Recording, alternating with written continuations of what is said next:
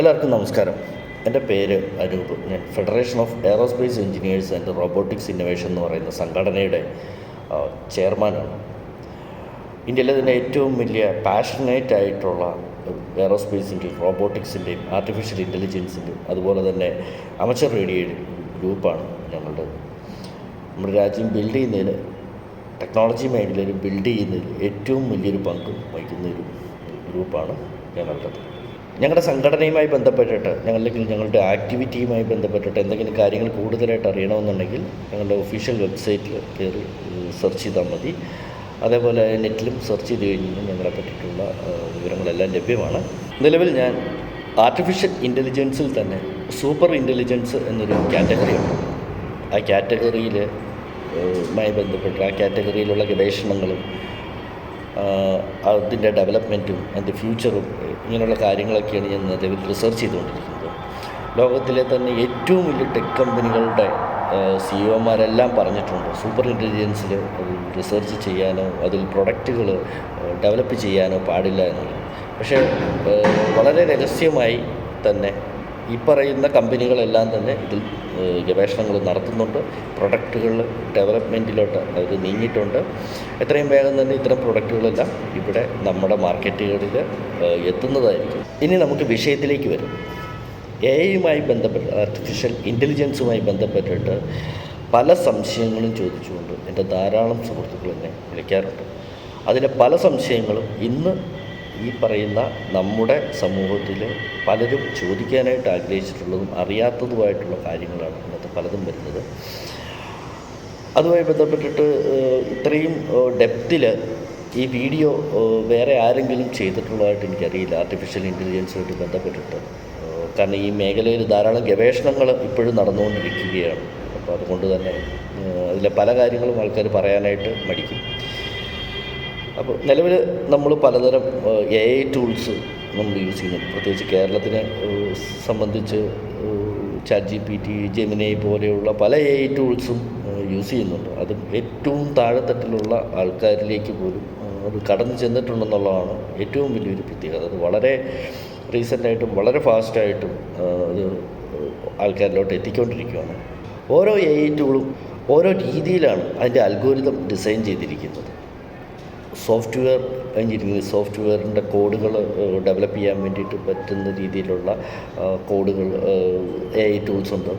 അതേപോലെ തന്നെ വീഡിയോ എഡിറ്റിങ്ങിന് വേണ്ടിയിട്ടുള്ള, പിന്നെ ഡോക്യുമെൻറ്റേഷന് വേണ്ടിയിട്ട്, പിന്നെ അതുപോലെ തന്നെ ക്യാരക്ടർ മേക്ക് ചെയ്യാനായിട്ടും അങ്ങനെയുള്ള ധാരാളം AI ടൂൾസ് നമുക്കിപ്പോൾ മാർക്കറ്റിൽ നമുക്കറിയാവുന്നുണ്ട്. നൂറുകണക്കിന് AI ടൂൾസ് ഓരോ ദിവസവും പല രാജ്യങ്ങളിൽ നിന്നായിട്ട് ലോഞ്ച് ചെയ്യുന്നുണ്ട്. അതിന് വേണ്ടിയിട്ട് എഐയുടെ തന്നെ ഒരു മാർക്കറ്റ് പ്ലേസ് ഇപ്പം നിലവിൽ അത് ലഭ്യമാണ്. നിങ്ങൾ ഗൂഗിളിലൊക്കെ സെർച്ച് ചെയ്ത് കഴിഞ്ഞാൽ നിങ്ങൾക്ക് അത് അറിയാൻ പറ്റുമത്.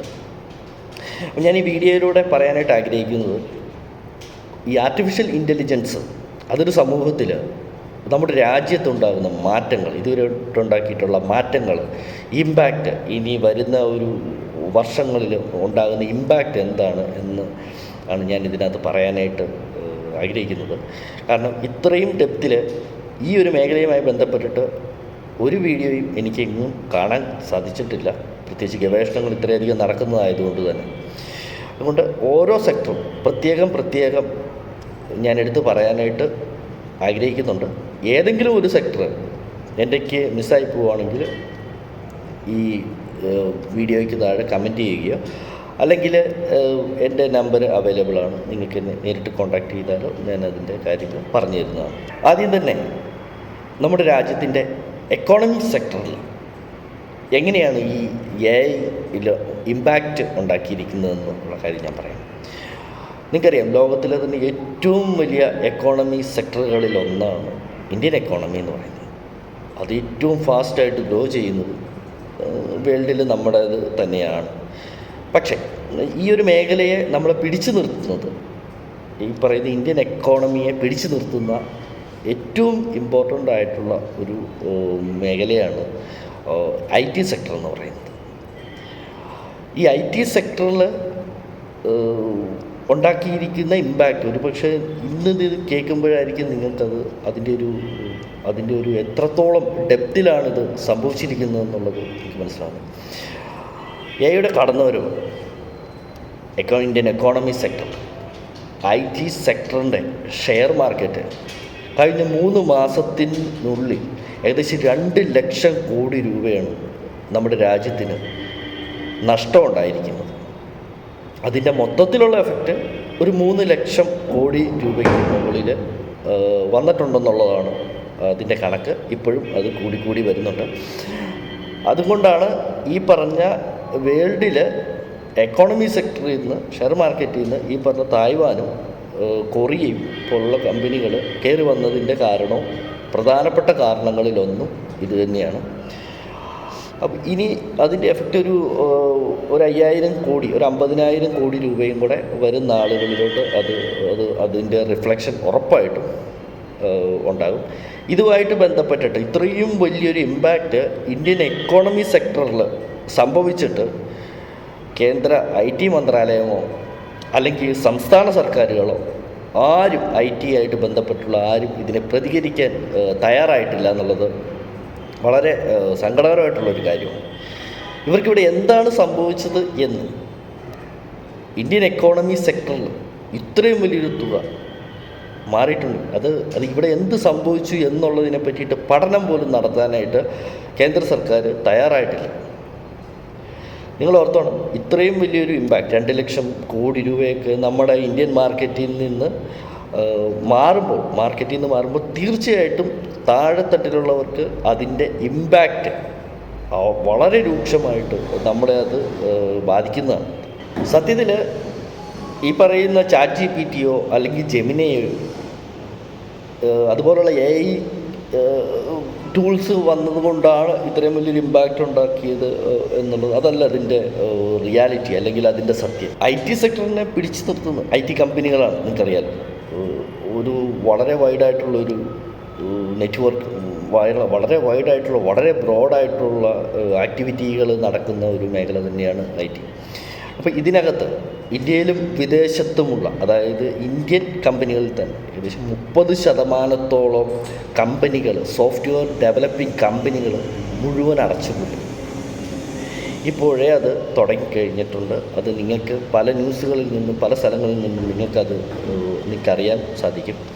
100 സ്റ്റാഫുള്ള ഒരു കമ്പനിയിൽ നിന്ന് അത് സ്റ്റാഫിൻ്റെ എണ്ണം അത് 10 സ്റ്റാഫിലേക്ക് അത് കുറയും. 10 അല്ലെങ്കിൽ 5 സ്റ്റാഫിലേക്ക് അവരത് കുറയ്ക്കും.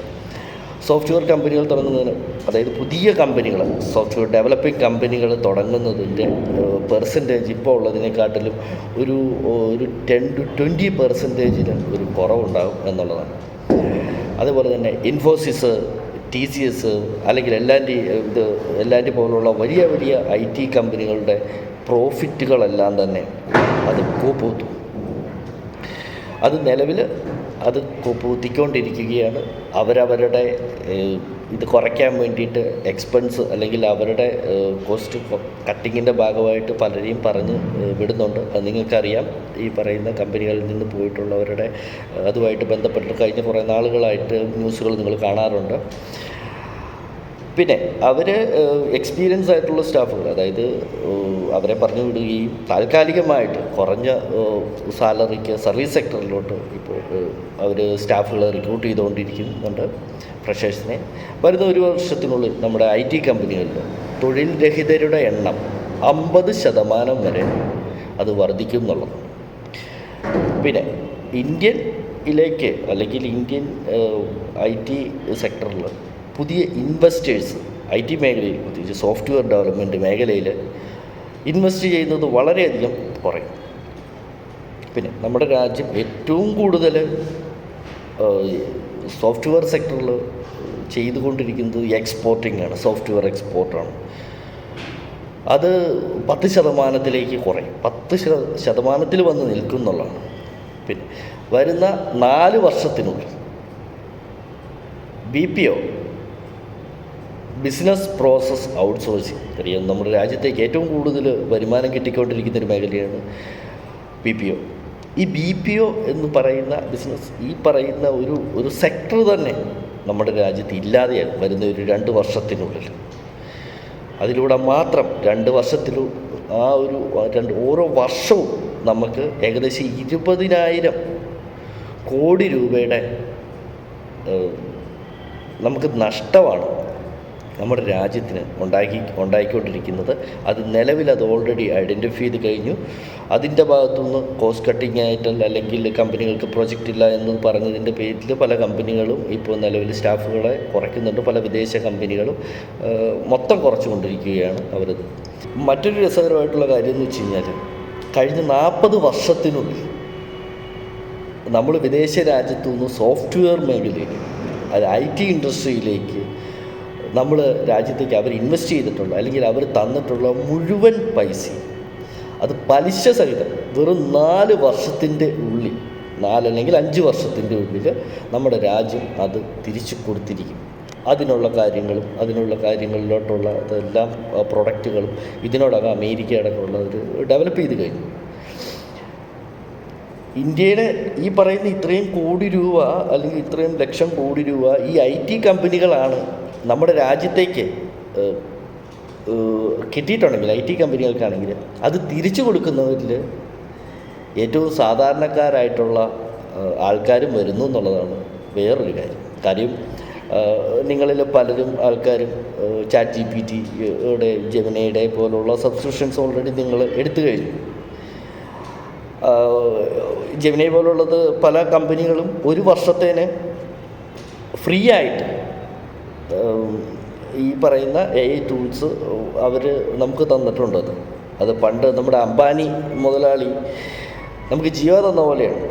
ഒരു വർഷം നമുക്ക് ഫ്രീ തന്നിട്ട് പിന്നീട് അത് മുഴുവനും നമ്മളെ അതിനകത്തോട്ട് കൊണ്ടുവരുന്ന, അല്ലെങ്കിൽ ഒരു വലിയൊരു ഗ്രൂപ്പിനെ തന്നെ, വലിയൊരു ജനവിഭാഗത്തെ തന്നെ അവർക്ക് അടർത്തി അവരുടെ മേഖലയിലോട്ട്, അല്ലെങ്കിൽ അവരുടെ ആ ഒരു നെറ്റ്വർക്കിലോട്ട് കൊണ്ടുവരുന്നത് പോലെ തന്നെയാണ് ശരിക്കുന്നത്. ഇതിനകത്ത് മറ്റൊരു രസകരമായിട്ടുള്ള കാര്യം,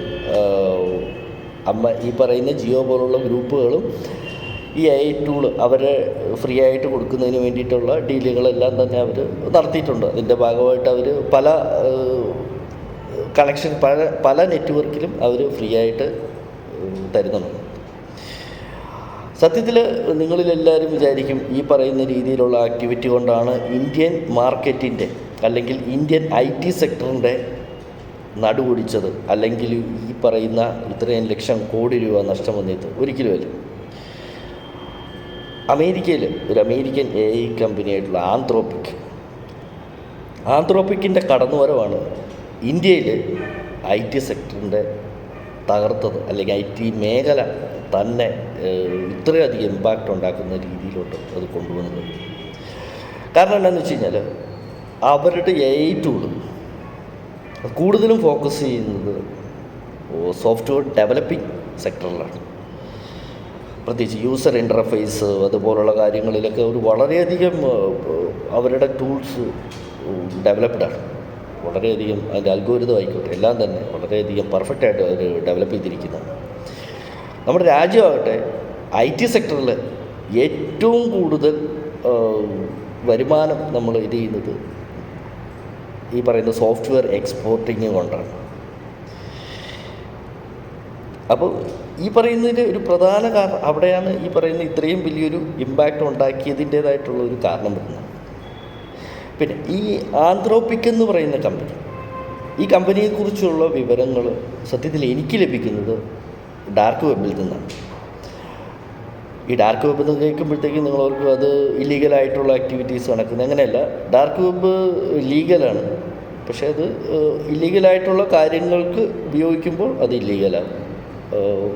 നമ്മുടെ ഈ പറഞ്ഞ പോലെ ഗൂഗിളിൽ അല്ലെങ്കിൽ സെർച്ച് എഞ്ചിനുകളിൽ ഇൻഡെക്സ് ചെയ്യപ്പെടാത്ത സൈറ്റുകളെല്ലാം തന്നെ ഇതിനകത്തുണ്ട്. അപ്പോൾ അതുകൊണ്ട് തന്നെ അതിനകത്ത് കയറുമ്പോൾ സൂക്ഷിക്കണം. നമ്മുടെ പേഴ്സണൽ ആയിട്ടുള്ള ഇൻഫർമേഷൻസ്, അതുപോലുള്ള പേഴ്സണൽ ഇൻഫർമേഷൻസ് ഒന്നും അതിൻ്റെ അകത്ത് ഷെയർ ചെയ്യാതെ, ഞാൻ ഇതിനകത്ത് പറഞ്ഞു പോയതുകൊണ്ട് ഞാൻ പറഞ്ഞു എന്നുള്ളതേ ഉള്ളൂ. ഓക്കെ, എനിക്കിതിനെ പറ്റിയിട്ട് കിട്ടുന്നത് ഡാർക്ക് വെബിൽ നിന്നുമാണ്.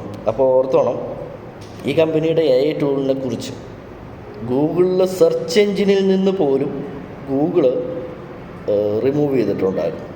പിന്നെ വേറൊരു കാര്യം എന്ന് വെച്ച് കഴിഞ്ഞാൽ അവർക്ക് ഈ ആന്ത്രോപിക് എന്ന് പറയുന്ന വേറൊരു കമ്പനീനെ അവർക്ക് പ്രൊമോട്ട് ചെയ്യേണ്ട കാര്യമില്ല. കാരണം ജെമിനി പോലൊരു ടൂള് ഗൂഗിളിനുള്ളത് കൊണ്ട് തന്നെ അവരതിനെയാണ് പ്രൊമോട്ട് ചെയ്യാനായിട്ട് അവർ ശ്രമിച്ചതെന്നുള്ളതാണ് മറ്റൊരു കാര്യം. ഈ ആന്ത്രോപിക് എന്ന കമ്പനിയുടെ ഈ ക്ലോഡ് അടക്കമുള്ള AI പ്ലാറ്റ്ഫോമുകൾ അവരുടെ അൽഗോരിതം ഡിസൈൻ ചെയ്തിരിക്കുന്നത് വളരെ വളരെ പെർഫെക്റ്റായിട്ടാണ് അവർ ഡിസൈൻ ചെയ്തിരിക്കുന്നത്. അവർ ട്രെയിൻ ചെയ്യിപ്പിക്കുന്ന മെത്തേഡും വളരെ ഡിഫറൻ്റാണ്. അത് മനസ്സിലാക്കിയപ്പോൾ തന്നെ എനിക്ക് ഒരു കാര്യം മനസ്സിലായി. ഇന്ത്യൻ IT കമ്പനികൾക്ക് അധികം കാലം ഇവർക്കൊപ്പം അല്ലെങ്കിൽ ഇവർക്കെതിരെ പിടിച്ചു നിൽക്കാൻ പറ്റില്ല എന്നുള്ള കാര്യം എനിക്ക് മനസ്സിലായി. നിലവിലെ IT സെക്ടറിൽ, അതായത് ഇന്നത്തെ IT സെക്ടറിൽ ഇവരൊരു സൂര്യനാണ്. IT മേഖലയെ പൂർണ്ണമായിട്ടും ദഹിപ്പിക്കാൻ ശേഷി ഈ പറയുന്ന ഇവരുടെ ആന്ത്രോപിക് എന്ന് പറയുന്ന ഈ കമ്പനിക്കുണ്ടെന്നുള്ളതാണ്.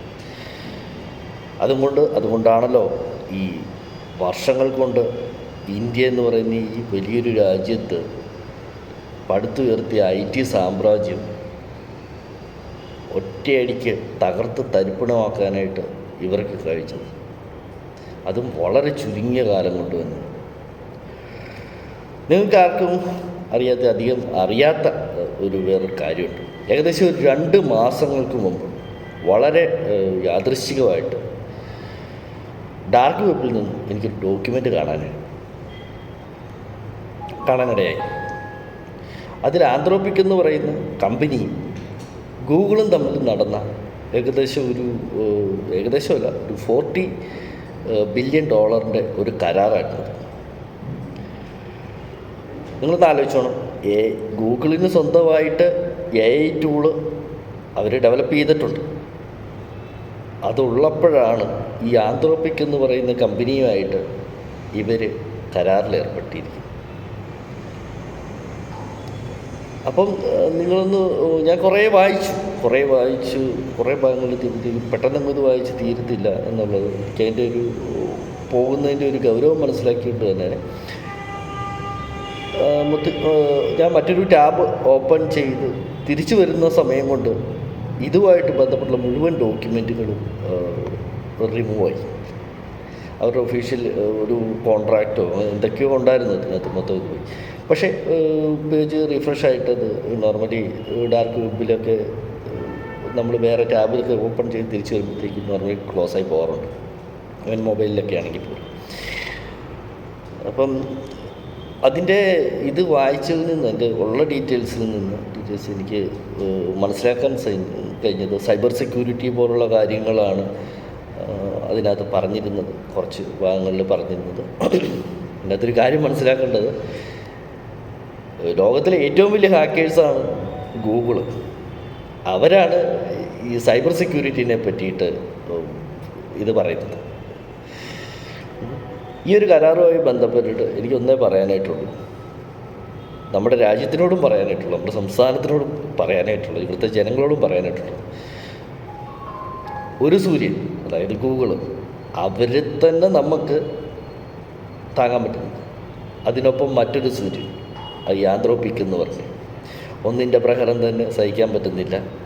അതിനോടൊപ്പം രണ്ടുപേരും കൂടെ ചേർന്ന് കഴിഞ്ഞ് കഴിഞ്ഞാലുണ്ടാകുന്ന എഫക്റ്റ് വളരെ വലുതാണ്. നമ്മൾ എക്സ്പെക്റ്റ് ചെയ്യുന്നതിനെക്കാട്ടിലും അത് സ്പീഡാണ്. ഈ ഗൂഗിളും ആന്ത്രോപിക് എന്ന് പറയുന്ന കമ്പനിയും തമ്മിൽ ഡീല് നടന്നു എന്നുള്ളത് 100% ഉറപ്പാണ്. കാരണം അത് നമ്മളിലേക്ക് അത് എത്തുകയും ചെയ്തിട്ടുണ്ട്. അതെങ്ങനെയാണ് എന്നുള്ളത് ഏറ്റവും താഴെത്തട്ടിലുള്ളവർക്ക് വരെ അത് എത്തിയിട്ടുണ്ടെന്നുള്ളതാണ്. അതായത് നിങ്ങൾ പലരും സ്ഥിരമായിട്ട് യൂട്യൂബിനകത്ത് വീഡിയോ സോങ്സ് കാണാറുണ്ട്. അതിൻ്റെ അകത്ത് കഴിഞ്ഞ ഒരു 2-3 മാസത്തിനുള്ളിൽ റെക്കമെൻഡേഷൻസ് വീഡിയോ ലെവല് ഒത്തിരി മാറ്റങ്ങൾ വന്നിട്ടുണ്ട്. നേരത്തെയും റെക്കമെൻഡേഷൻസ് വീഡിയോസ് വരാറുണ്ട് നമുക്ക് സാധാരണ അതിനെ റിലേറ്റഡ് ആയിട്ടുള്ളത്. പക്ഷെ ഇപ്പോൾ വരുന്നത് അങ്ങനെയല്ല. ഒരു പാട്ട് മാത്രം കേൾക്കാനായിട്ട് കയറുന്നയാൾ അവിടെ നിന്ന് കണ്ടിന്യൂസ് ആയിട്ട് ആ വീഡിയോ കാണുന്ന അവസ്ഥയിലേക്ക് അവർ നമ്മളെത്തിച്ചെന്നുള്ളതാണ് വേറൊരു കാര്യം. അതിന് വേണ്ടിയിട്ട് അവരിപ്പം നേരത്തേക്കെന്ന് വെച്ച് കഴിഞ്ഞാൽ ക്ലോസ് ചെയ്യുമ്പം തന്നെ യൂട്യൂബ് ക്ലോസ് ചെയ്യുമ്പം തന്നെ എൻ്റയർലി അവർ ഇത് ക്ലോസ് ആയി പോകുമായിരുന്നു. ഇപ്പം അവരത് എനിക്കറിയാം ചെറിയൊരു പോപ്പപ്പ് പോലെ നമ്മുടെ മൊബൈൽ സ്ക്രീനിൻ്റെ താഴെ അത് വന്ന് കിടപ്പുണ്ട്. പാട്ടുകൾ, സോങ്സ് എല്ലാം തന്നെ ലൈവ് വീഡിയോ സോങ്സ് നമുക്ക് കാണാൻ പറ്റും. ഫിൽട്രേഷൻ അതൊരു മൾട്ടി ലെവൽ ഒരു ലെവലിലോട്ട് അവർക്ക് അതിനെ ഗ്രോ ചെയ്യാൻ സാധിച്ചു എന്നുള്ളതാണ് ഇത് ഉപയോഗിച്ച്. നമ്മൾ സ്വപ്നത്തിൽ മാത്രം ചിന്തിച്ചിട്ടുള്ള കുറേ, എന്നാൽ വാക്കുകൾ പോലും കിട്ടാത്ത ഒത്തിരി സോങ്സുകൾ ഇങ്ങനെ തുടർച്ചയായിട്ട് ഇങ്ങനെ വന്നുകൊണ്ടേയിരുന്നു. നമ്മളത് കാണുന്നുകൊണ്ട് അതിനനുസരിച്ച് അവർക്ക് അഡ്വർടൈസ്മെൻറ്റ് വഴി ധാരാളം പൈസ അവർക്ക് കിട്ടുന്നുണ്ട്. നിലവിൽ ഉള്ളതിനെക്കാട്ടിലും ഇത്ര പെർസെൻറ്റേജോളം അവർക്ക് ഇത് കൂടിയിട്ടുണ്ട്, ഗ്രോത്ത് കൂടിയിട്ടുണ്ട്. സത്യത്തിൽ ഇവിടെ എന്താണ് ഇവർ ചെയ്തത് എന്ന് ഞാൻ വളരെ കറക്റ്റായിട്ട് തന്നെ ഞാൻ പറഞ്ഞുതരാം.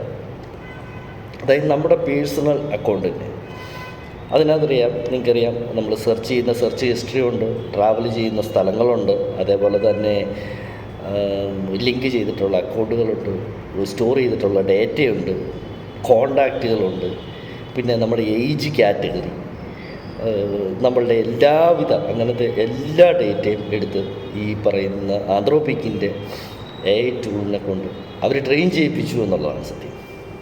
അപ്പോൾ ഈ ആന്ത്രോപിക്കിൻ്റെ AI ടൂളുകൾക്ക് ഒരു പ്രത്യേകതയുണ്ട്.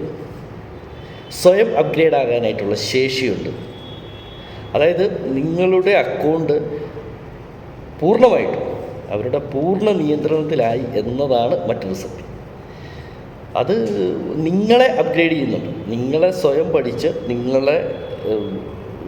നിങ്ങളുടെ ഒരു നെക്സ്റ്റ് ലെവലിലോട്ട് അവർക്ക് കൊണ്ടുപോകാനായിട്ട് അവർക്ക് സാധിച്ചു. ഈ ആന്ത്രോപിക് എന്ന് പറയുന്ന കമ്പനിയുടെ പ്രൊഡക്റ്റിൻ്റെ ഡെവലപ്മെൻറ്റ് ഹിസ്റ്ററി നോക്കിയാലും അങ്ങനെ തന്നെയാണ്. ആദ്യം നടന്ന 1-2 വേർഷനിൽ മാത്രമേ ഒരു മനുഷ്യൻ്റേതായിട്ടുള്ള, അതായത് ഡെവലപ്പേഴ്സിൻ്റേതായിട്ടുള്ള പ്രസൻസ് വന്നിട്ടുള്ളൂ. പിന്നീട് നടന്നിട്ടുള്ള ഏറ്റവും ലേറ്റസ്റ്റ് ആയിട്ടുള്ള അപ്ഗ്രേഡ് ചെയ്തിട്ടുള്ള അവരുടെ പ്രൊഡക്റ്റുകളൊന്നും തന്നെ മനുഷ്യരല്ല, അത് സ്വയം അപ്ഗ്രേഡ് ആവുകയാണ് ചെയ്യുന്നത്. അതുമായിട്ട് ബന്ധപ്പെട്ടിട്ട് പല കമ്പനികളും പല CEO-മാരും അങ്ങനെ അതിനെ ലിമിറ്റ് ചെയ്യണമെന്ന് പറഞ്ഞിട്ടുണ്ടായിരുന്നു. പക്ഷേ യാതൊരു ലിമിറ്റും അതിനകത്ത് കൊണ്ടുവന്നിട്ടില്ല. ആന്ത്രോപിക്കിൻ്റെ ഇനി നടക്കാൻ പോകുന്നതും മനുഷ്യരല്ല അപ്ഗ്രേഡ് ചെയ്യുന്നത്, അത് സ്വയം അതിൻ്റെ സിസ്റ്റമാണ്, അതിൻ്റെ സ്വയം അതിൻ്റെ പ്രോഗ്രാമാണ്, അതിൻ്റെ അൽഗോരിതമാണ് മാറ്റങ്ങൾ ട്രെയിൻ ചെയ്യിപ്പിച്ചിട്ട് ഡെവലപ്പ് ചെയ്തുകൊണ്ടിരിക്കുന്നത്, അല്ലെങ്കിൽ അപ്ഗ്രേഡ് ചെയ്തുകൊണ്ടിരിക്കുന്നത്. അപ്പോൾ ഇതിന് ഒരിക്കലും ഈ ആന്ത്രോപിക്കും ഈ പറയുന്ന ഗൂഗിളും തമ്മിലുള്ള അടിയിലൊരിക്കലും അവർ പുറത്തു വിടത്തില്ല. കാരണം അന്ന് ഒഫീഷ്യലി പുറത്തു വിട്ട് കഴിഞ്ഞാൽ അന്ന് അവസാനിക്കും ഈ പറയുന്ന ഗൂഗിൾ എന്ന് പറയുന്ന കമ്പനിയുടെ ക്രെഡിബിലിറ്റി എന്നുള്ളതാണ് വേറൊരു കാര്യം. ഗൂഗിളിൻ്റെ ഏകദേശം ഒരു 10% ഷെയർ 10% പ്രോഫിറ്റ് കൂടിയിട്ടുണ്ട്, അത്യാവശ്യം നല്ല നിലയിൽ. അപ്പോൾ നിങ്ങൾ വിചാരിക്കും ഇത്രയും ഡീറ്റെയിൽഡായിട്ട് ഇതുവരെയും ആരും പറഞ്ഞിട്ടില്ലാത്ത ഇത്തരം കാര്യങ്ങൾ ഇത്രയും കൃത്യമായിട്ട് ഈ മേഖലയെ പറ്റിയിട്ട് എങ്ങനെ, പ്രത്യേകിച്ച് ഈ അമേരിക്കൻ AI ടൂളിനെ പറ്റിയിട്ട്, ഈ കമ്പനികളുടെ ടൂളിനെ പറ്റിയിട്ട് പറയുന്നത് എങ്ങനെയാണെന്ന് ചിലപ്പോൾ നിങ്ങൾക്ക് ഡൗട്ടുണ്ടാകും. ഇത് ഇത്രയും വ്യക്തമായിട്ട് ഈ വിഷയം പറയണമെന്നുണ്ടെങ്കിൽ ഞങ്ങളിതിനെ എത്രത്തോളം യൂസ് ചെയ്തിട്ടുണ്ടാകും, അല്ലെങ്കിൽ ഞങ്ങളിതിനെ എത്രത്തോളം പഠിച്ചിട്ടുണ്ടാകും. ഇതിൻ്റെ അൽഗോരിതം, ഇത് ഡിസൈൻ ചെയ്തിരിക്കുന്ന മെത്തേഡ്, അതിൻ്റെ ലോജിക്ക്, ഇതെല്ലാം വളരെ എത്രത്തോളം ഞങ്ങൾ വളരെയധികം ഈ പ്രൊഡക്റ്റുകളൊക്കെ ആയിട്ട് പഠിച്ചിട്ടുണ്ട്. ഇന്ത്യയിൽ അപൂർവമായിട്ടുള്ള മാത്രമേ ഒരു AI ടൂൾ ഉപയോഗിച്ചതിൻ്റെ പേരിൽ ആ കമ്പനി യൂസർ അക്കൗണ്ട് ബ്ലോക്ക് ചെയ്യുകയും അതുപോലെ തന്നെ നോട്ടീസ് അയക്കുകയും ചെയ്തിട്ടുണ്ട്. അതിലൊന്നാണ് ഞങ്ങളുടെ അക്കൗണ്ട്. പൊതുവെ നിങ്ങളൊക്കെ AI ടൂൾസ് അസിസ്റ്റൻസ് യൂസ് ചെയ്യാറുണ്ട്. ChatGPT അല്ലെങ്കിൽ ഈ പറഞ്ഞ ജെമിനി, DeepSeek ഇതുപോലുള്ള ഇതെല്ലാം നിങ്ങൾ യൂസ് ചെയ്യാറുണ്ട്. അപ്പോൾ നിങ്ങളൊരു എന്തെങ്കിലും ഒരു കാര്യം ഇല്ലീഗലായിട്ടുള്ള ഒരു കാര്യം ചോദിച്ചു കഴിഞ്ഞ് കഴിഞ്ഞാൽ അത് ആൻസർ തരത്തില്ല. ഈവൻ നിങ്ങൾക്ക് ഇപ്പോഴാണ് നിങ്ങൾക്ക് ടെസ്റ്റ് ചെയ്യാം. ഇല്ലീഗലായിട്ടുള്ള എന്ത് കാര്യം ചോദിച്ചാലും അത് ഒന്നുകിൽ സ്കിപ്പ് ചെയ്യുകയോ അല്ലെങ്കിൽ മറ്റെന്തെങ്കിലും ഒരു ആൻസർ തരികയോ പ്രോപ്പറായിട്ടുള്ളൊരു ആൻസർ കിട്ടാറുണ്ട്.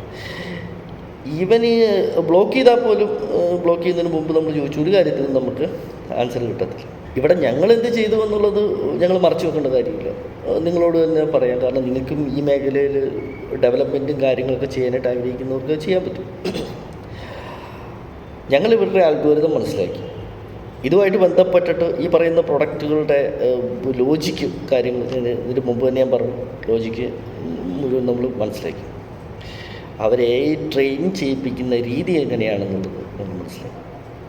അപ്പം ഞങ്ങൾ എന്ത് ചെയ്തു, ഞങ്ങൾ ഈ പറയുന്ന AI ടൂൾ വെച്ചിട്ട് ഞങ്ങൾ മറ്റൊരു AI ടൂൾ ഉണ്ടാക്കി. എന്നിട്ട് ആ AI ടൂളിനെ ഞങ്ങളുടെ ലോക്കൽ ഡാറ്റാ സെൻറ്ററിലോട്ട് ഞങ്ങൾ മൂവ് ചെയ്യിപ്പിച്ചു. അതിനുശേഷം ഈ പറയുന്ന ആന്ത്രോപ്പിക് പോലുള്ള കമ്പനികളുടെ ടൂൾസിന് ട്രെയിൻ ചെയ്യിക്കുന്നത് ഈ AI ടൂളായിരുന്നു. അങ്ങനെ ഞങ്ങളുടെ ഡേറ്റാ സെൻറ്ററിൽ നിന്ന് പോകുന്ന ഇൻപുട്ട് അല്ലെങ്കിൽ ഈ പറയുന്ന ഇവരുടെ ഡാറ്റാ സെൻറ്ററിലോട്ട് പോകുന്ന ഇൻപുട്ടിനകത്തോട്ട് കൃത്യമായിട്ടുള്ള രീതിയിൽ മാറ്റങ്ങൾ വന്നു തുടങ്ങി. അപ്പോൾ ഇവർക്കത് മനസ്സിലായി, ഇത് നമ്മളെന്തോ ഒരു കാര്യം വളരെ വലിയൊരു ഡെപ്തിൽ ചെയ്യുന്നുണ്ട്, പക്ഷേ ഇതൊരു ഹ്യൂമനാണോ ചെയ്യുന്നത് അല്ലെങ്കിൽ ഈ പറയുന്ന AI ആണോ ചെയ്യുന്നതെന്ന് ഇവർക്കൊരു ഡൗട്ട് വരികയുണ്ട്. അങ്ങനെയാണ് ഇവർ ഞങ്ങളുടെ അക്കൗണ്ട് സത്യത്തിൽ ബ്ലോക്ക് ചെയ്യും. പക്ഷെ ഒരു കാര്യം ഞങ്ങൾക്ക് ഉറപ്പായിരുന്നു, ഞങ്ങൾ ഡെവലപ്പ് ചെയ്യുന്ന സാധനം എന്താണെന്ന് ഐഡൻറ്റിഫൈ ചെയ്യാൻ വേണ്ടിയിട്ട് ഒരു സമയത്ത് ഈ പറയുന്ന ഈ AI ടൂൾ വെച്ചിട്ട് അവരിലേക്ക് റിവേഴ്സ് എഞ്ചിനീയറിങ് യൂസ് ചെയ്തിട്ട് അല്ലെങ്കിൽ അതിന് വേണ്ടിയിട്ടൊരു AI അൽഗോരിതം യൂസ് ചെയ്തിട്ട് അവർ ഉറപ്പായിട്ടും ഞങ്ങളുടെ അക്കൗണ്ടിലോട്ട് വരും എന്നുള്ള കാര്യം ഞങ്ങൾക്കറിയാം. ഇത് ഞങ്ങൾക്ക് മുൻകൂട്ടി അറിയാവുന്നത് കൊണ്ടാണ് ഞങ്ങൾ ഇങ്ങനൊരു ടൂൾ തന്നെ യൂസ് ചെയ്തത്. ബട്ട് അക്കൗണ്ട് റീആക്ടിവേറ്റ് ചെയ്ത് തന്നു. പിന്നെ അതുപോലെ തന്നെ ഞങ്ങൾ യൂസ് ചെയ്യുന്ന ടോക്കൺസ്, ഒരു സെക്ഷൻ മാത്രം അവരുടെ എല്ലാ ചേഞ്ചസും വരുത്തിയെങ്കിലും ആ ഒരു സെക്ഷനിൽ മാത്രം ഒരു ചേഞ്ചസ് വരുത്താൻ അവർക്ക് പറ്റിയിട്ടില്ല. കാരണം എന്ന് വെച്ചാൽ ഇതൊരു അൽഗോരിതമാണ്. ഒരു സ്ഥലത്ത് ഏതെങ്കിലും രീതിയിലൊരു ചേഞ്ചസ് വരുത്തിയാൽ അതിൻ്റെ ഇമ്പാക്റ്റ് എല്ലാ സൈഡിലും അത് മസ്റ്റായിട്ട് അവിടെ ഉണ്ടാകും. കാരണം ഇതൊരു മനുഷ്യനല്ല ഇത് നിയന്ത്രിക്കുന്നത്, ഇതൊരു അൽഗോരിതമാണ്, ഒരു AI ആണ്, ആർട്ടിഫിഷ്യൽ ഇൻ്റലിജൻസാണ്. അപ്പോൾ നിങ്ങൾക്ക് എല്ലാവർക്കും സംശയം ഉണ്ടാവും, നിങ്ങൾ കൊടുക്കുന്ന ഇൻപുട്ടുകൾ അല്ലെങ്കിൽ ChatGPTയിലോ അല്ലെങ്കിൽ മറ്റേതെങ്കിലും ഇതിനകത്ത് കൊടുക്കുന്നതുകൊണ്ട് നിങ്ങൾക്ക് കൊടുക്കുന്ന ഇൻഫർമേഷൻസ് സുരക്ഷിതമാണോ അല്ലെങ്കിൽ അവിടുന്ന് ജനറേറ്റ് ചെയ്യുന്ന കാര്യങ്ങൾ സുരക്ഷിതമാണോ എന്നുള്ളത് ഒരിക്കലുമല്ല. നിങ്ങൾ കൊടുക്കുന്ന എന്ത് ഡാറ്റയാണോ അത് ഉറപ്പായിട്ടൊന്നുമല്ല, അതങ്ങനെയാണ് അവരുടെ ഡാറ്റാ സെൻറ്ററിൽ നിന്ന് അവർക്ക് കറക്റ്റായിട്ട് അത് എടുക്കാൻ പറ്റും. ഞാനിപ്പോൾ പറഞ്ഞതിൽ നിന്ന് നിങ്ങൾക്കൊരു കാര്യം മനസ്സിലായിട്ടുണ്ടാകും, യാതൊരു വിധത്തിലുള്ള സെൻസിറ്റീവായിട്ടുള്ള ഒരു ഡാറ്റയും ഈ പറയുന്ന ടൂളുകൾക്കകത്ത് റൺ ചെയ്യിക്കരുത്. ഈ പറയുന്ന ടൂളുകൾക്കകത്ത് റൺ ചെയ്യിക്കുന്ന എല്ലാ ഡാറ്റയും ഈ പറയുന്ന ഇവർക്ക് ഐഡൻറ്റിഫൈ ചെയ്യാൻ പറ്റും. അപ്പോൾ അവർക്ക് ഇതുപോലെ ലക്ഷക്കണക്കിന് അക്കൗണ്ട് ഉണ്ടല്ലോ, അത്രയധികം സ്റ്റാഫുകൾ അതിനുണ്ടോ? ഒന്നുമില്ല. അതും ഒരു AI ടൂളാണ്.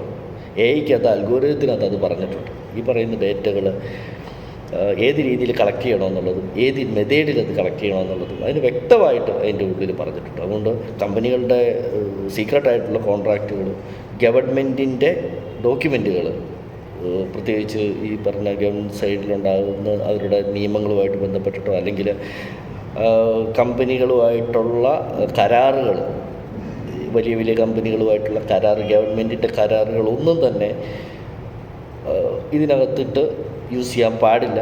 അത് യൂസ് ചെയ്യുന്ന രീതി, മെത്തേഡ് ഓഫ് ആക്ടിവിറ്റി അത് നമ്മൾ ശരിക്കും നമ്മൾ പഠിക്കണം. അത് AI ടൂളിൻ്റെ അവരുടെ അൽഗോരിതത്തിൻ്റെ സ്ട്രക്ചർ പഠിച്ചിട്ട് അത് ചെയ്യാവുള്ളൂ. AI യൂസ് ചെയ്യുന്നത് കൊണ്ട് പ്രശ്നങ്ങളില്ല, പക്ഷേ ഈ പറഞ്ഞ പോലെ പല കാര്യങ്ങളും ഇതിൻ്റെ അകത്ത് ശ്രദ്ധിക്കണം. പ്രത്യേകിച്ച് ഈ ഡെവലപ്പേഴ്സ് സെൻസിറ്റീവായിട്ടുള്ള ഡാറ്റാബേസിൻ്റെ യൂസർ നെയിമുകൾ, പാസ്വേഡുകൾ, ഇങ്ങനെയുള്ള കാര്യങ്ങളൊന്നും തന്നെ. പിന്നെ ഇപ്പോൾ നിലവിൽ ഈ പേയ്മെൻറ്റ് ഗേറ്റ്വേ ഇൻ്റഗ്രേറ്റ് ചെയ്യാനായിട്ടുള്ള അതിൻ്റെ API ഇതുപോലൊക്കെ ഉള്ളത് ലൈവായിട്ട് ഇട്ട് കൊടുക്കുന്ന പല ആൾക്കാരെയും എനിക്കറിയാം. പക്ഷേ അത് നിങ്ങളങ്ങനെ ചെയ്യരുത്. നാളെ ഒരു ദിവസം ഈ പറയുന്ന മുഴുവൻ ഡാറ്റയും അവർക്ക് റിവേഴ്സ് എഞ്ചിനീയറിംഗ് ഈ പറയുന്ന അൽഗോരിതം വഴി അവർക്ക് എടുക്കാൻ പറ്റും. പിന്നെ സൈബർ സെക്യൂരിറ്റി ആയിട്ട് ബന്ധപ്പെട്ട് ഈ സൈബർ സെക്യൂരിറ്റി ആയിട്ട് ബന്ധപ്പെട്ട് ആർട്ടിഫിഷ്യൽ AI-യുടെ വരവോട് കൂടിയിട്ട് ഇന്ന് രാജ്യത്ത് അല്ലെങ്കിൽ നമ്മുടെ സംസ്ഥാനത്ത് തന്നെ റിപ്പോർട്ട് ചെയ്തിട്ടുള്ള സൈബർ ക്രൈമുകളുടെ എണ്ണം 100 ഇരട്ടിയായിട്ട് വളർന്നിട്ടുണ്ട്.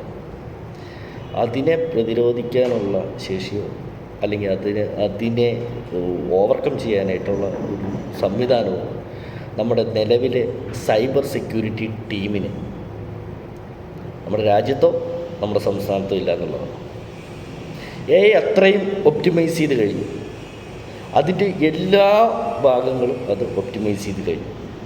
ഞാനീ പറഞ്ഞല്ലോ ഈ ആന്ത്രോപിക് എന്ന് പറയുന്നത് അത് വലിയൊരു കൊട്ടാരമാണ്. ആ കൊട്ടാരത്തിനകത്തുള്ള ഒരു റൂം മാത്രമേ പബ്ലിക്കിന് തുറന്നു വന്നിട്ടുള്ളൂ. പക്ഷേ അവർ ആ കൊട്ടാരം പണിത് കഴിഞ്ഞു. ഇനി അതിൻ്റെ മുകളിൽ ഇനി അവർക്കിനൊന്നും ചെയ്യാനില്ല. പല രീതിയിലുള്ള ഇപ്പോൾ ഏറ്റവും ഒപ്റ്റിമൈസ് ചെയ്തു എന്നുള്ളതിന് മാത്രമല്ല പല രീതിയിലുള്ള ഡിസ്കഷൻസ് ഡാർക്ക് വെബിൽ ഇതേപോലെ തന്നെ നടക്കുന്നുണ്ട്, ഹാക്കിങ്ങുമായിട്ട് ബന്ധപ്പെട്ടിട്ടുള്ളത്. അപ്പോൾ വളരെയധികം ശ്രദ്ധിക്കും. ഇനി ഞാൻ പറയാൻ പോകുന്നത് എഡ്യൂക്കേഷൻ സെക്ടറിനെ പറ്റിയിട്ട്. നിങ്ങൾ IT മേഖലയായിട്ട് ബന്ധപ്പെട്ടിട്ടുള്ളതും ഇന്ത്യയുടെ എക്കോണമി സെക്ടറും കാര്യങ്ങളെല്ലാം തന്നെ നിങ്ങൾക്ക് മനസ്സിലായിട്ടുണ്ടാകും. ഈ എഡ്യൂക്കേഷൻ സെക്ടറിൽ നമുക്കറിയാം നമ്മുടെ രാജ്യത്തിൻ്റെ നട്ടെല്ലാണ് എഡ്യൂക്കേഷൻ. നമ്മുടെ രാജ്യം ബിൽഡ് ചെയ്യുന്നത് ഈ എഡ്യൂക്കേഷൻ സിസ്റ്റത്തിൽ നിന്ന് വളർന്നു വരുന്ന കുട്ടികളിലൂടെയാണ്. ഈ AI-യുടെ ഇമ്പാക്റ്റ് ഇന്ത്യൻ എഡ്യൂക്കേഷൻ സെക്ടറിൽ ഒത്തിരി മാറ്റങ്ങളാണ് വരുത്തിയിരിക്കുന്നത്. അതിൽ എടുത്തു പറയേണ്ടതായിട്ടുള്ള ഒത്തിരിയേറെ കാര്യങ്ങളുണ്ട്. അത് എല്ലാം തന്നെ ഈ വീഡിയോ കാണുന്നവർ പലരെയും വിഷമപ്പെടുത്തുന്ന പല കാര്യങ്ങളും അതിനകത്ത് വരുന്നുണ്ട്. പക്ഷേ റിയാലിറ്റി സത്യങ്ങൾ അത് പറയാതിരിക്കാൻ പറ്റത്തില്ല. കേരളത്തിലെടുത്ത് കഴിഞ്ഞ് കഴിഞ്ഞാൽ അപ്രോക്സിമേറ്റ് കേരളത്തിലോട്ട് മാത്രം, മറ്റേ സ്റ്റേറ്റിലോട്ട് ഞാൻ പോകുന്നില്ല, എടുത്തു കഴിഞ്ഞ് കഴിഞ്ഞാൽ ഏകദേശം 200ഓളം എൻജിനീയറിംഗ് കോളേജുകൾ ഉണ്ട്. ഈവന് 200 സംതിങ് ഉണ്ട്. അതിനകത്ത് government college, government engineering college ഉണ്ട്, എയ്ഡഡ് ഉണ്ട്, അതിന് സെൽഫ് ഫിനാൻസിങ് ഉണ്ട്. ഇതെല്ലാം അതിനകത്ത് വരുന്നുണ്ട്. ഇവിടെ ഈ പഠിപ്പിക്കുന്ന പ്രധാനപ്പെട്ട കോഴ്സുകളിൽ ഇപ്പം BTech ആണെന്നുണ്ടെങ്കിൽ BTech computer science engineering, information technology, CSE cyber security, information security, അതുപോലെ തന്നെ കമ്പ്യൂട്ടർ എഞ്ചിനീയറിങ്, BTechൽ തന്നെ ഉള്ള മെഷീൻ ലേണിംഗ് ആയിട്ടുള്ള ബന്ധപ്പെട്ടിട്ടുള്ള കുറച്ച് കോഴ്സുകൾ. അതേപോലെ തന്നെ MTechലോട്ട് വന്നു കഴിഞ്ഞാലും MTech കോഴ്സുകൾ സോഫ്റ്റ്വെയർ എഞ്ചിനീയറിംഗിൽ തന്നെ, അതുപോലെ തന്നെ കാറ്റഗറിപ്പെട്ട BTechലുള്ള പല കാറ്റഗറിക്കും MTechൽ ഈ പറഞ്ഞ കമ്പ്യൂട്ടർ റിലേറ്റഡ് ആയിട്ടുള്ള ടെക്നോളജി റിലേറ്റഡ് ആയിട്ടുള്ള ഇത് വരുന്നുണ്ട്. പിന്നെ അതിൻ്റെ താഴെത്തെട്ടോട്ട് കോഴ്സുകൾ വന്നു കഴിഞ്ഞാൽ 3 ഇയർ കോഴ്സുകൾ വരുന്നുണ്ട്. BCA കമ്പ്യൂട്ടർ ആപ്ലിക്കേഷൻ്റെ ഇത്, പിന്നെ BSc computer science, BSc information technology. അതുകൂടാണ്ട് ഡിപ്ലോമ കോഴ്സുകൾ വരുന്നുണ്ട്. ഡിപ്ലോമ ഇൻ കമ്പ്യൂട്ടർ എഞ്ചിനീയറിംഗ്, അതുപോലെ തന്നെ ഇൻഫർമേഷൻ ടെക്നോളജി, ഡാറ്റാ സയൻസ് തുടങ്ങിയ ധാരാളം കോഴ്സുകൾ. പിന്നെ അതുപോലെ തന്നെ നമ്മുടെ ഇവിടെ കേരളത്തിലാണെങ്കിൽ ധാരാളം ട്രെയിനിങ് സെൻറ്ററുകളുണ്ട്. ഈ പൈത്തൺ പ്രോഗ്രാമിങ്, പിന്നെ PHP, .NET, ജാവാസ്ക്രിപ്റ്റ് ഇതുപോലുള്ള കാര്യങ്ങൾ, പിന്നെ ഈ പറഞ്ഞ mobile app development, cloud computing, cyber security, ethical hacking, അതേപോലെ വീഡിയോ ഗ്രാഫിക്സ് ഡിസൈനിങ് കോഴ്സുകൾ, വീഡിയോ എഡിറ്റിംഗ്, അങ്ങനെ ധാരാളം ഞാൻ ഈ പറയുന്ന കോഴ്സുകളെല്ലാം തന്നെ, ഈ കോഴ്സുകളെല്ലാം തന്നെ എന്തിനാണ് പഠിപ്പിക്കുന്നതെന്ന് അല്ലെങ്കിൽ എന്താണ് ഇതും കൊണ്ട് ഉദ്ദേശിക്കുന്നതെന്ന് നമുക്ക് മനസ്സിലാകും. ലക്ഷക്കണക്കിന് കുട്ടികളാണ് ഓരോ വർഷവും ഈ പറയുന്ന കോഴ്സുകൾ പഠിച്ചിറങ്ങുന്നത്. അത് അതിനകത്ത് തന്നെ പല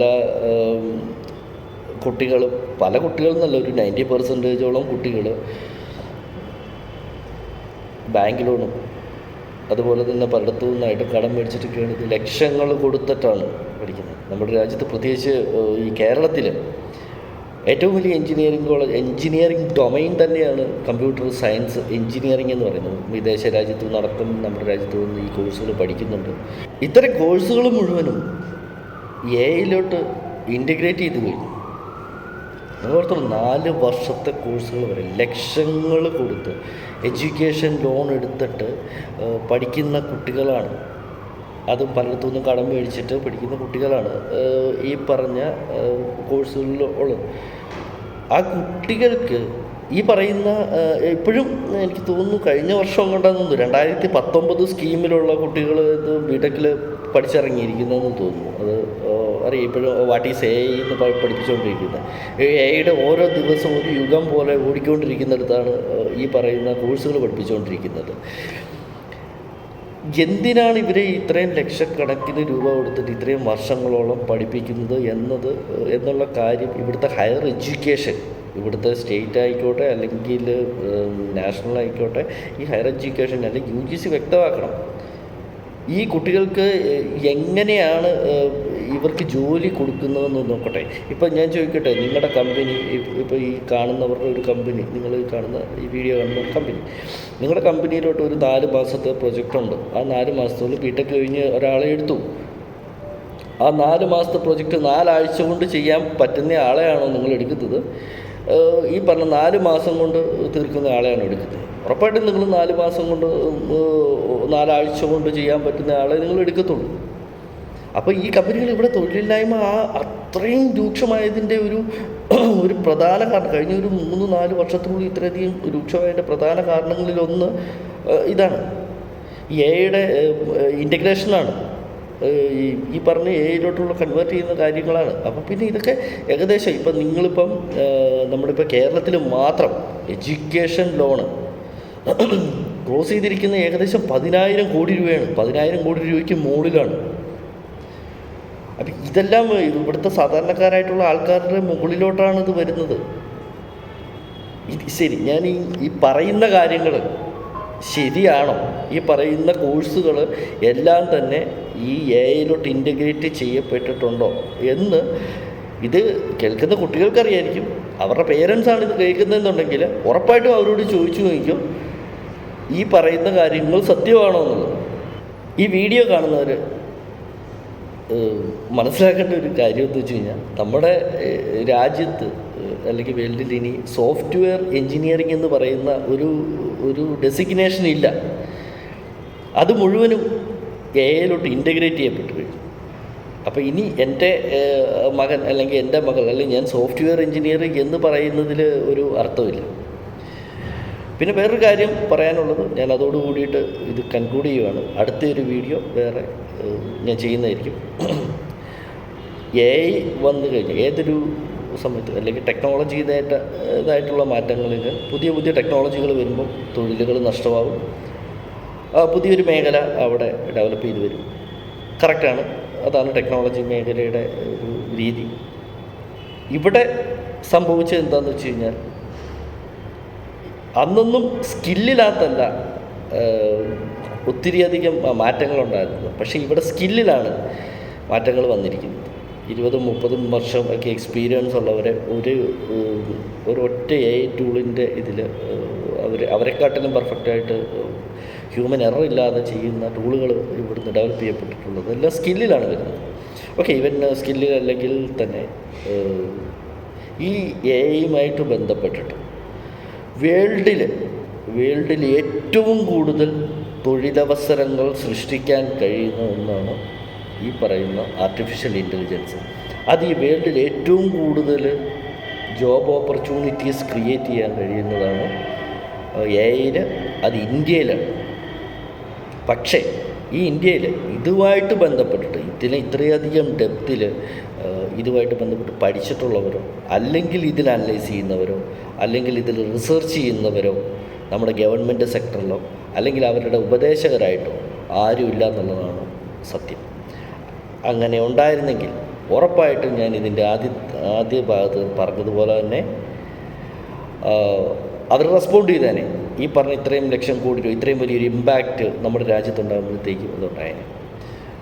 ഉറപ്പായിട്ടും അതിന് ഗവൺമെൻറ്റിന് കഴിഞ്ഞില്ലെങ്കിൽ കൃത്യം ഒരു 6 മാസം അല്ലെങ്കിൽ ഒരു വർഷത്തിനുള്ളിൽ തന്നെ ഈ രാജ്യത്തിൻ്റെ തൊഴിലില്ലായ്മ വളരെ വലിയ രീതിയിൽ കുതിച്ചു വരും. ഗവൺമെൻറ്റിന് പോലും അത് പിടിച്ചിരിക്കാത്ത രീതിയിൽ. ഞാൻ ആദ്യമേ പറഞ്ഞു, ഇന്ത്യയിലെ ഏറ്റവും വലിയ പാഷനേറ്റായിട്ടുള്ള വേൾഡ് വൈഡ് നെറ്റ്വർക്കുള്ള വലിയ ഗ്രൂപ്പാണ് ഞങ്ങളുടേത്. ഗവൺമെൻറ്റിന് ഇതുമായിട്ട് ബന്ധപ്പെട്ടിട്ട് ഏതെങ്കിലും രീതിയിലുള്ള സഹായം, ഇത് ടെക്നിക്കലാണോ അല്ലാത്തതാണോ, ഏത് തരത്തിലുള്ള സഹായത്തിനും ഞങ്ങളുടെ സംഘടന എപ്പോഴും ഞങ്ങൾ തയ്യാറാണ്. ഈ രാജ്യത്തെ തൊഴിലില്ലായ്മ കുറയ്ക്കുന്നതിന് ഒത്തിരിയേറെ പദ്ധതികൾ ഞങ്ങളുടെ സംഘടന ഡെവലപ്പ് ചെയ്തിട്ടുണ്ട്. അത് ഈ രാജ്യത്തിന് ഉപകരിക്കുന്ന രീതിയിൽ ഞങ്ങൾ സബ്മിറ്റ് ചെയ്യാനായിട്ടും തയ്യാറാണ്.